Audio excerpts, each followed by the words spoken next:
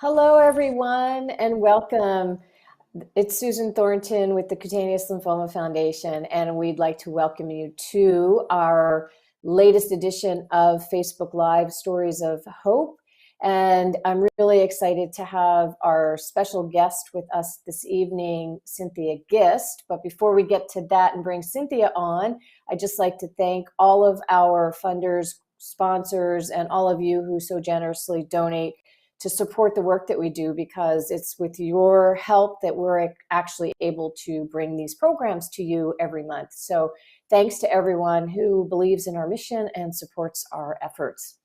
So with that, I'm going to invite Cynthia to join us. She is coming in from what I understand is cold and chilly northeastern, northwestern Florida. Right? It was like 30 degrees this morning, which is really cold for Florida. But Very thank you, chilly. Cynthia, for joining us. Yeah. My pleasure. Well, Thank you and so much for having me. yeah, so um, I've known Cynthia now for many years, and we'll hear a little bit more about her story and um, how she and her has helped to navigate with her son. But I think what's so different and unique maybe about what we'll talk about tonight that others haven't heard yet is, what is it like from a parent's viewpoint who has an adult an adult who's been diagnosed with cutaneous lymphoma. And this is near and dear to my heart because, as many of you know, I was 31 when I was diagnosed, independent. I had my full-time job and all those good things. And I think the last thing sometimes that you as an adult want to do is burden your family or feel like you can't do things on your own. But I will tell you, in my experience, my mom was with me every step of the way. She went to every doctor's appointment, and there's really something special about having that kind of support. And I know, Cynthia, you've been right there with your son, Matthew, all the way. And I think you probably have some tips and some things to share with folks that may be in a similar circumstance, where how do you balance the line of support but not overstep? So we can talk a little bit about that as we go on tonight. But again, thanks for joining us. And maybe we can start by, you can share a little bit about how you got here and where you started, and a little bit of the story around Matthew and your adventures with cutaneous lymphoma. So I'm going to turn it over to you. Oh, well, again, thank you very much. We appreciate all you do with the Cutaneous Lymphoma Foundation. Our son Matthew was always healthy. When he was a child growing up, everyone else got sore throats, bronchitis, etc. He was always healthy. He graduated high school and moved overseas to study and to do faith-based work. When he was 25, I received a call from overseas, and he told me about a patch that suddenly emerged on one of his hips. He had tried over-the-counter creams, and we discussed it, and we didn't think too much about it. He was going to be stateside in a few months. When he finally came stateside, he followed up with a dermatologist who did a scraping, and it was just inflammation. There was no problem there. He went back overseas, finished his studies, came to live in New York, and now at age 28, he was married, had a baby, and moved to South Florida, and now had several patches, plaques, thick plaques, that the physicians couldn't determine a diagnosis for. When he went to see the dermatologist for his initial appointment, he was told he had psoriasis. That really began my quest to help him for advocacy and to help navigate the system for good health care for him, as well as balancing his independence as an adult and a married man with a child, and not going over where I should go to help in his care. Yeah, and I think that's an interesting perspective, because here he was, an adult married with a child, but at the same time, that's a lot to have on your plate, and then to have a trying to figure out what a diagnosis is on top of it. Now, you also bring special experience to the table because you're also a nurse. So you have a clinical background, which I'm guessing made you a little more curious, perhaps, as you were going through the process of getting the diagnosis. How did you look at, or maybe I should ask you, how did you and Matthew kind of balance that your mother-son relationship with now you were being almost his medical researcher in a way, and helping to figure things out while he was living life and being a normal dad and all those kinds of things? How did that kind of work? Sure, it was very difficult for him to step from the role of a healthy, robust young man, married man with children, into the role of a cancer patient. And so he and his wife welcomed my input. I have access to many different articles and sites that other people don't. So I was able to do substantial reading, and he was always very open to suggestions, open to recommendations, and open to really discussing with the physician and allowing me to discuss with the physician my concerns about maybe being off target with the diagnosis, going further to determine what may be happening, discussing medication, and even in terms of being childbearing age, what does this mean to his wife and his future children? So our relationship was open, it was honest. It was very difficult to be talking to my son regarding a cancer diagnosis, but I think we navigated that well with kindness and understanding.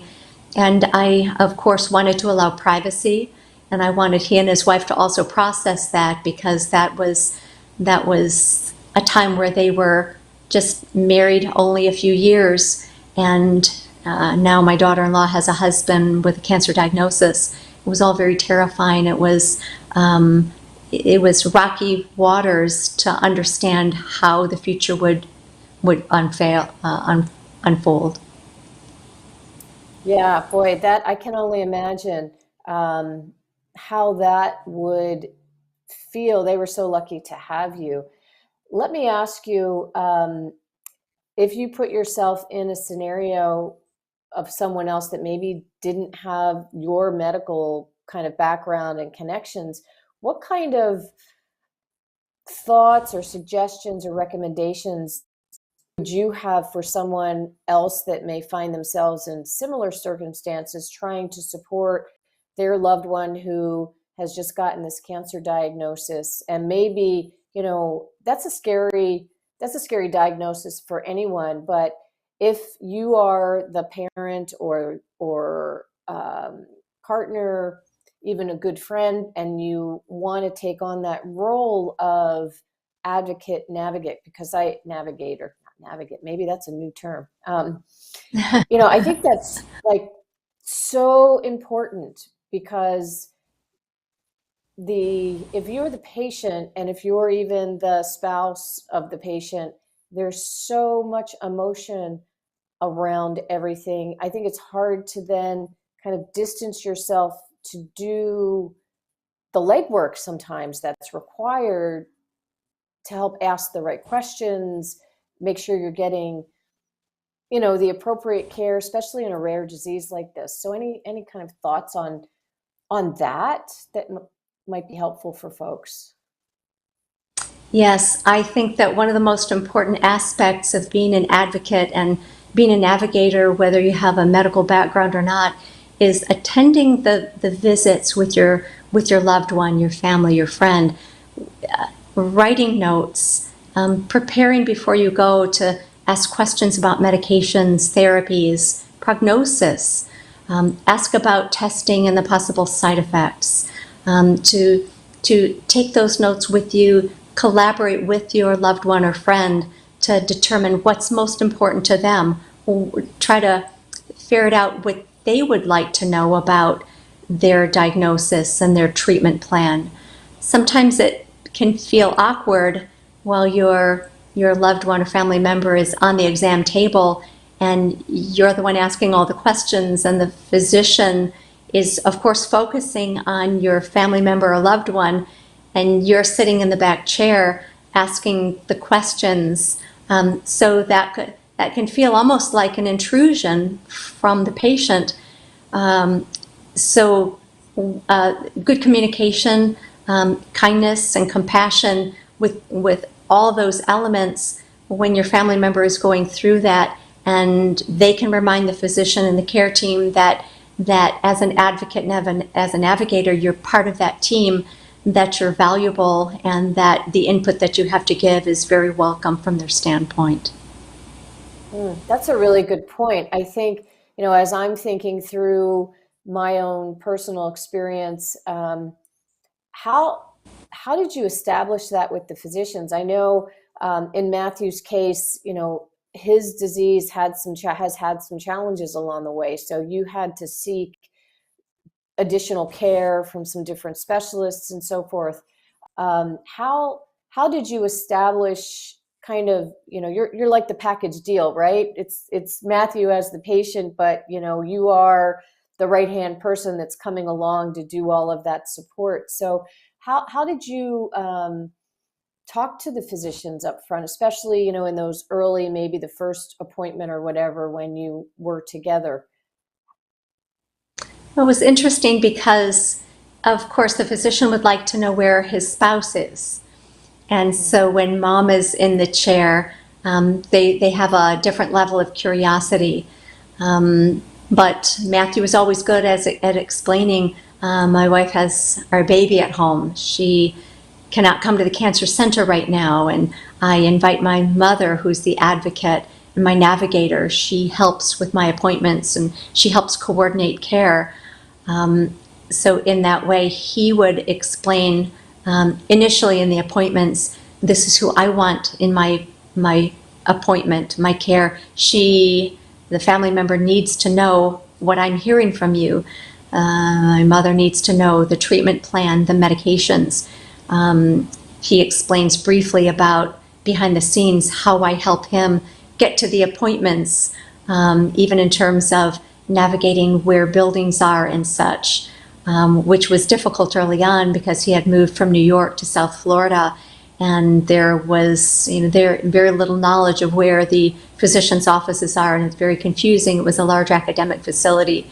So in that way, that part of my contribution was always explained by Matthew to the treatment team to make those waters a little easier to navigate. Yeah, that makes sense. So it really is a team effort between the two of Yes. you. That's really awesome. So let me switch gears a little bit and ask you this question. As a mom, how did you manage kind of balancing being the mom and the navigator, doing the research? I think sometimes that's also a bit of a challenge when you're out there scouring and trying to understand the disease, and coming upon probably some scary information. Again, your medical background probably helped a little bit with that, and to differentiate, kind of, oh, well, this applies, this probably doesn't apply. But how did you, like, inside yourself, kind of balance that very caring mom, right, with I'm the supporting person here, and I have to grapple with some maybe challenging information, or when you're doing that research, that can be a little bit daunting. It was very difficult. The way he learned of his diagnosis, initially he went to see the dermatologist who had no knowledge of mycosis fungoides, cutaneous T-cell lymphoma, and what Matthew was told is the diagnosis of mycosis fungoides, and he needs more sunlight. There was no other treatment plan, and there was no other path for follow-up. And so I was leaving my office and closing my door, and I received a call from him, and he was explaining his appointment. And I said, what is your diagnosis? He said, well, I'm not sure. He said, I wrote it down. I've never heard it before. And so he told me his diagnosis. And by this time, I had been reading about rare skin manifestations of various rare diseases. And I recognized mycosis fungoides as a cancer. And I said, what did they say to you? Because I didn't want to be the one to tell him of the diagnosis of cancer. But he had not been told it was a cancer initially. So we had some very sensitive talks. We had some very sensitive, very difficult challenges to understand the term cancer in a young man. And it was heartbreaking. It was frightening. And in that moment, as I was going out to the internet to try to find all the information that I could, I was seeing grotesquely disfigured poor individuals who had been dealing with cutaneous lymphoma with many manifestations that were, as I was saying, disfiguring. And in many moments, I felt heartbroken that at some point my son could suffer this and possibly go on to not survive the disease. That's actually when I found the Cutaneous Lymphoma Foundation and the website and began to read about the disease and realized that there was hope. There was no lack of information on the website, and there was kind and caring individuals at the end of that phone when I would call the Cutaneous Lymphoma Foundation for various bits of information and help with many aspects of this new and evolving situation. That made our way much better. When I was investigating the disease, of course, there was this great sadness, but there was also hope that we weren't alone.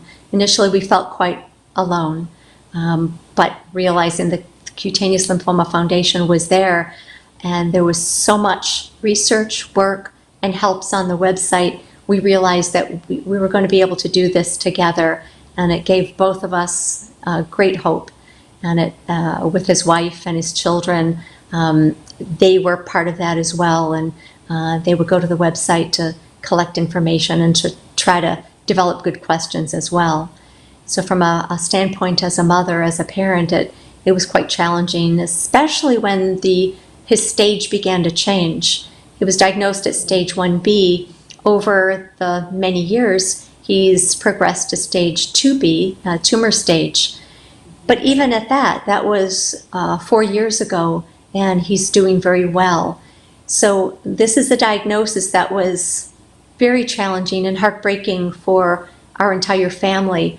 But over the course of the several years, we've learned that, and he's learned that, we can live well, we can live with joy, with hope.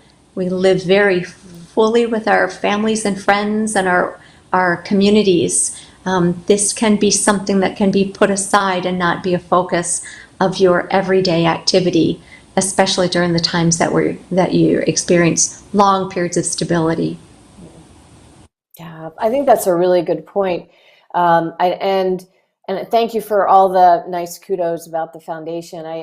We were chatting a little bit before we came on that, this is such a rare disease and so many people feel alone. And the challenge, everybody's told don't go out to Dr. Google because that brings up some pretty scary things. And this disease is so complicated that that may not apply to you, and hopefully it will not. But you still need to educate yourself to be able to ask those kinds of appropriate questions, or, in Matthew's case, as over the course of time, things changed and now you needed to understand what you were grappling with at this point and what your options were. And I think if we do nothing else, we can provide really good, clinically vetted, up-to-date information, assuming people can find us. That's always our challenge, right? Is to get people to get connected to us first before they to search the internet. But, we're getting better at that. We're getting better at that. But, and it's so nice to know Matthew's doing well and has dealt with some challenges, right? This hasn't been an easy road, but I think your perspectives and the fact that you really are, as a family, together, kind of working through it and supporting Matthew and his wife, and through what can be a big challenge. But I love what you said. You know, you live with joy, you live a full life. The disease doesn't take center stage. It's not that you're not paying attention, but it isn't the be all end all focus. And maybe you could chat a little bit about how do you manage that? Because I think for some people it's hard, especially if things are a bit more challenging with the disease. How it's hard not to just have that be front and center, you know, and the thing that you, especially because it's so physical. I know for me, when I was in tumor stage with my disease, it was on my face. So, you know, you look in the mirror and there stares your face right back at, like, you can't get away from it. I think that's sometimes some of the hardest components that are really hard to talk about. Um, and it's, you know, you put up a good front, but I think having really good support around you to be able to grapple with some of that. I don't know if you've had that experience, or how you've kind of navigated or helped support Matthew as he's navigated through some of the emotional components around, you know, as the disease may have changed and not gone quite as good as maybe you had hoped. Yes, you're right. When he was initially diagnosed, he suddenly became not the young man who's married with children with a promising future. He became a cancer patient. And that was very, very difficult for all of us because we didn't know what his future would hold. We were very hopeful, but we were very concerned. We had many talks about what his doctors were telling him, what the research was showing, and then many talks about the what ifs in the future to support those times where he was much, much weaker and much more emotional about when he would see his disease progressing and what it may mean. Many deep talks about different aspects about what we could do. We would never give up. We would always support him. Of course, his wife has been wonderful with all of the interventions that she proposes nutritionally for him. We all tried to support him in our own way with our own forte, but at the end of the day, he was the one that needed to be covered with support and love to get through those early years with a cancer diagnosis. Later on, when the disease began to change and he did develop tumors on his face, it was humiliating. It was heartbreaking for us. The tumors were not small. They were managed very well by electron beam, but it was a bit of a challenge even getting electron beam treatment because it might not even be available in the city that you live in. So there were fundraisers to pay for therapies that might not be available by or paid for by his insurance. So he knew we were always on his team, on his side, making sure that whatever we could understand about his diagnosis, especially from a medical standpoint, even in terms of early on when he was applying nitrogen mustard and what that meant to be childbearing in his childbearing years, what it meant to his wife. Those questions they didn't anticipate those questions, so we discussed what that might mean and how he had to wash his clothing and be careful with his baby, and those discussions about how he could remain involved with his family, even embracing his wife and his child. They had to do that very carefully when he was applying the nitrogen mustard ointment.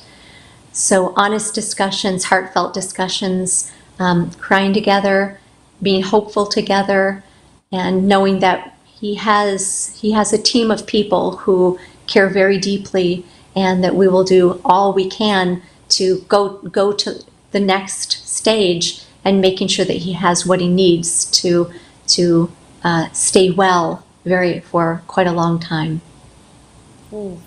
That's so wonderful. And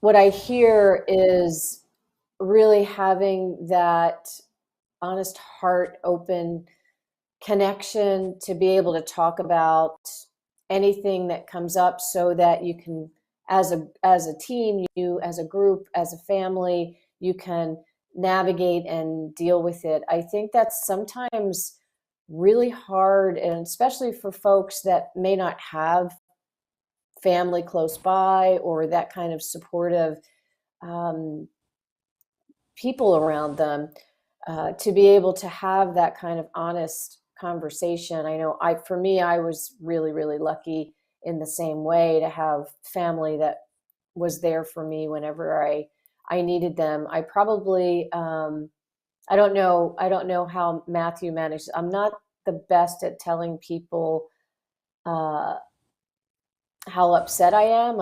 I'm much better at putting, kind of the stoic face on. But I think, and I encourage anyone, that it's so important to be able to really share your feelings in a safe environment with whomever that might be. It might be a therapist, if you don't have supportive family or other friends. But I think it's so important to have a safe space to share how you're feeling, as well as being able to manage and grapple with the actual treatments and things of that nature. But I think it's something we don't talk enough about, really. How do you manage that emotional component in the right way that then gives you strength, right, to carry on? That's kind of where that hope, I think, comes in, when you feel safe enough to share what your fears are. Yes, absolutely. For myself, that we talk very honestly with our family members. For Matthew, there are resources for young individuals who, like you said, sometimes it's difficult to share, or you don't want to speak with your family because they're going to be upset. They will shed tears, and they will become emotional when you're the patient and you need the support. So I think from a mother's standpoint, for me to show appropriate love and caring, and well as restraint, to allow him to be the one who needs to be comforted, and to even cause him to recognize that he needs that comfort, and he doesn't have to be the strong stoic one, but in the quiet of his own time, be the one who's frightened and be the one who's having questions about what his future may hold. But there's organizations at many different cancer centers for every individual who is either young or old, to be able to talk in a group that's non-judgmental, who can give support if you want to step away from your family, because the intensity with your family and friends set can be a little more draining for the person who is suffering, because that person feels many times that they're having to comfort their family and friends about their very disease. So to step away from that, to have, like you said, a safe place to talk when you want to just be away from all that emotionality, is always a good option, to talk, like you said, to a counselor or a group of people going through that same problem, walking down the same path.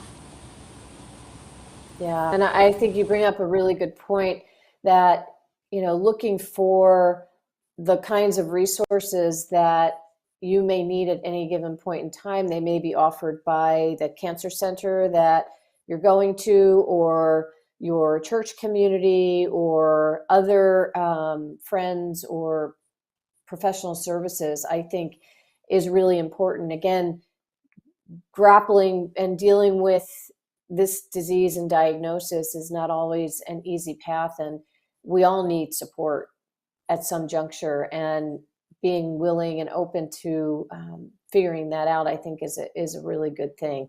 And actually, I was just speaking to a clinician today, and we were talking about how can we work on creating tools that the patients and their family members can use that could perhaps highlight some of these areas that are not usually talked about. You know, when you're in the clinic setting, seeing the physician may not be thinking that, you know, emotional support would be good to refer folks. So we're talking about perhaps finding a way to create a tool that would be available for folks to be able to kind of surface some of those things that could be difficult to unearth in a regular clinic visit. So maybe I'll tap you for some of your wisdom and knowledge when we get down to that point. You know, so I especially for think that's people that may big. not have, yeah,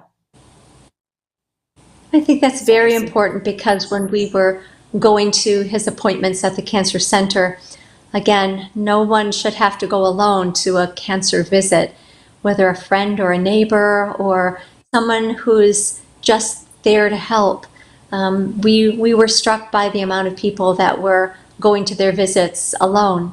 And so to have that resource, the medical team is focused, of course, on the medical aspect and the treatment and your treatment course, but maybe not as plugged into the emotional storm that you're going through, wondering about your own survival and how things will be if it goes in a direction that is not as favorable.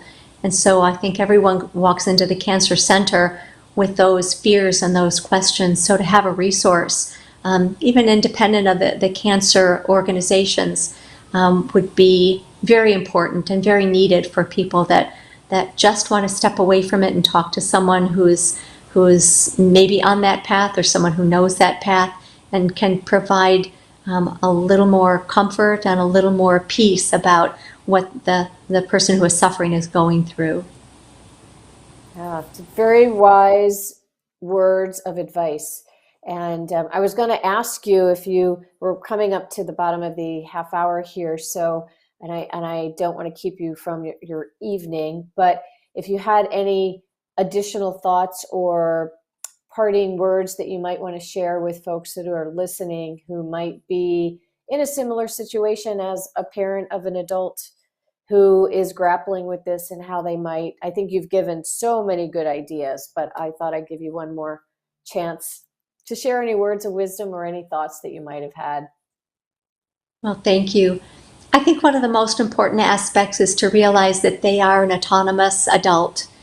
They ultimately will make their decisions about their treatment, what they accept, what they will do, to try to, with kindness and compassion, to support the path that they choose in their way, be very respectful of their nuclear family or their friend set or their faith community. Matthew has always gotten much strength from his faith community, as have we. And so to respect that part and realize that they are those parts of his life, of your loved one's life, are extremely important. They're very supportive, and to allow those relationships. Sometimes I think as parents, we hold on thinking that we have all of the power to make things better, and we don't, because as a grown-up, as an adult, there's multifaceted relationships with their nuclear family, friends, their faith relationship with others. And there's a strong role for comfort and to hold your family member in their hands as well to provide what they need, whether it's emotional strength, compassion, and even to take the role as a driver to drive them to a treatment. So to step back and realize that while you're a parent, you are important and you're not replaceable. You are a big piece of what your loved one needs, and that there's other aspects of their life that you need to step back and allow other people to provide that level of comfort and compassion as well.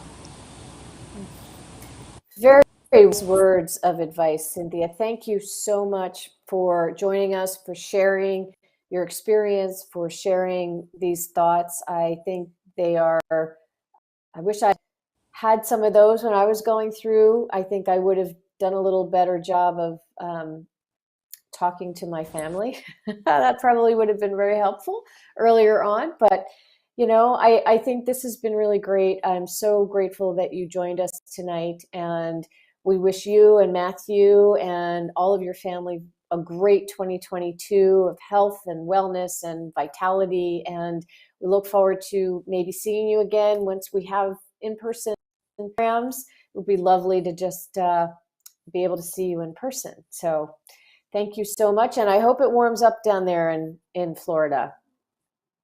Thank you. And thank you so much for having me to participate in the chat. And I just want to say thank you and the Cutaneous Lymphoma Foundation for all the ways you support the 4 to 6 people in a million who sit across from the physician and care providers that are not experienced with the disease and experience the terror and fear of realizing that they might not know where to go with your care. But the Cutaneous Lymphoma Foundation is key and instrumental, and a beacon of research and information and caring and compassion. So thank you. I appreciate that. We're all in this together. So thanks so much, Cynthia. Have a great night. And thanks, everyone. We'll see you again for our next program. So have a good one, and we wish you all well. Take good care. Good night. Good night.